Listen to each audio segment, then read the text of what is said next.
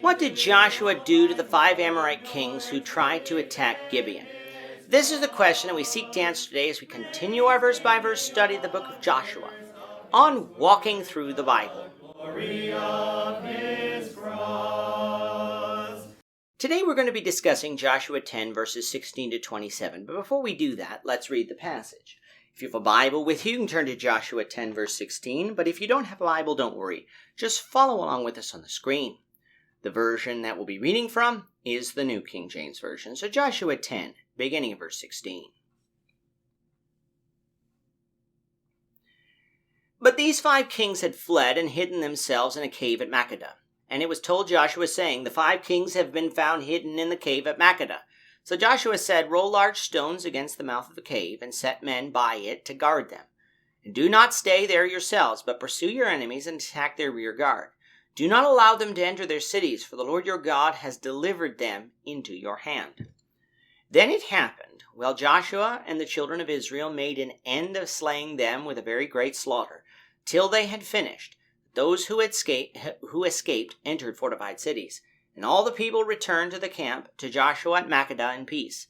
No one moved his tongue against any of the children of Israel. Then Joshua said, Open the mouth of the cave, and bring out those 5 kings to me from the cave.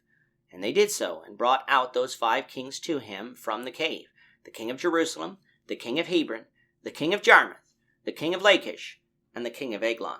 So it was, when they brought out those kings to Joshua, that Joshua called for all the men of Israel, and said to the captains of the men of war who went out with him, Come near, put your feet on the necks of these kings. And they drew near, and put their feet on their necks.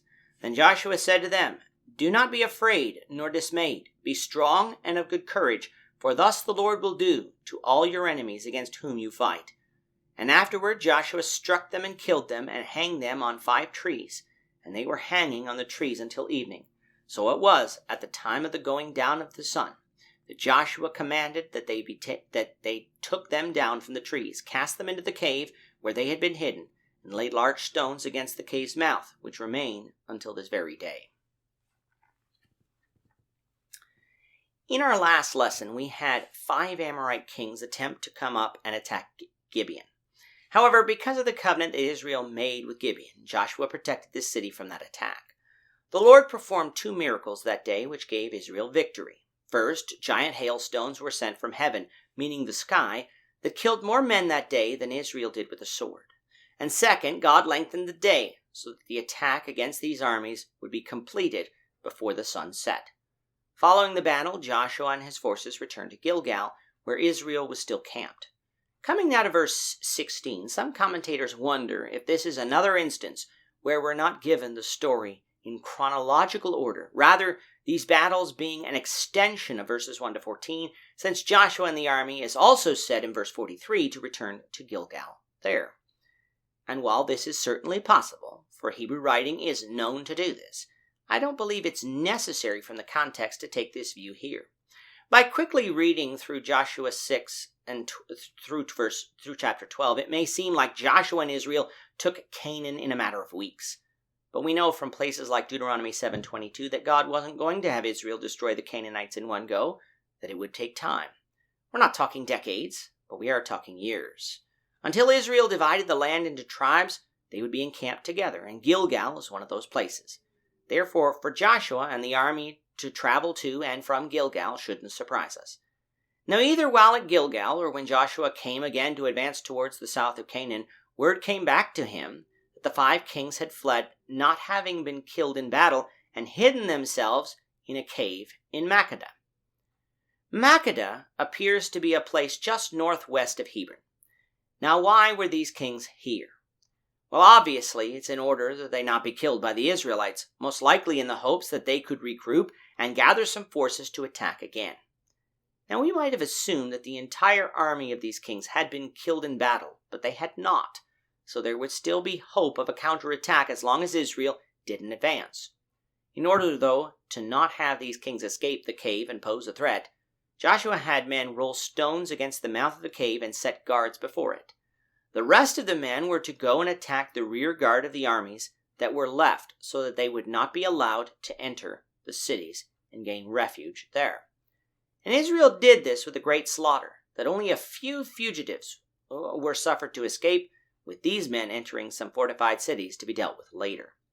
What was to be done with the 5 Amorite kings who desired to attack Gibeon? The king of Jerusalem, the king of Hebron, the king of Jarmuth, the king of Lachish, and the king of Eglon. Well, after the men returned from attacking the rear guard, Joshua had these five kings brought out of the cave. He told his men to place their feet on these men's necks.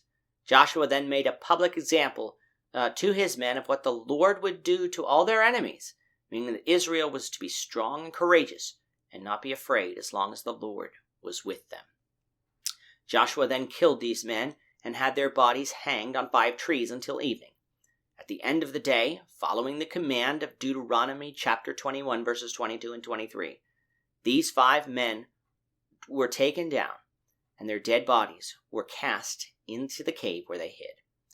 Large stones were again placed in the mouth of the cave, and the remains of these kings laid there even until the day that the book of Joshua was written.